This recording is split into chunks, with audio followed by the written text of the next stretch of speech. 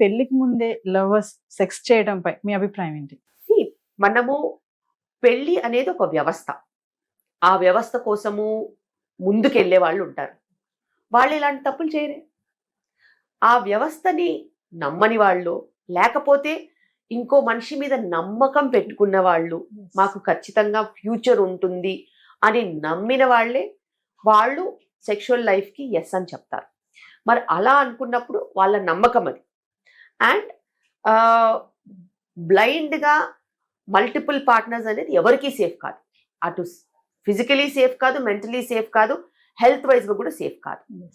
So committed రిలేషన్షిప్స్ని మనము ఖచ్చితంగా ఆమోదించాలి.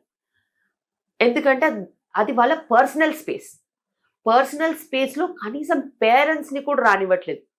యాజ్ డాక్టర్స్ మేము వస్తాం, ఎందుకంటే కొన్ని యాక్సిడెంట్స్ జరుగుతూ ఉంటాయి, మా దగ్గరికి వస్తారు, రిపోర్ట్ చేస్తారు, మంచి చెడు మేము చెప్తాము, వాళ్ళకి అర్థమవుతుంది, పెయిన్ఫుల్ సిచ్యువేషన్స్ని డీల్ చేస్తారు కాబట్టి.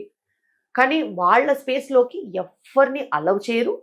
అలా అలవ్ చేయనంత లెవెల్కి ఇప్పుడు సమాజం ఎదిగింది.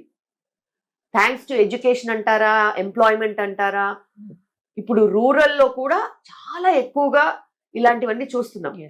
బికాస్ అందరికీ వాళ్ళ ఓన్ డెఫినెట్ చాయిసెస్ ఇంప్లిమెంట్ చేయాలనే డిసిషన్ మేకింగ్ వచ్చింది.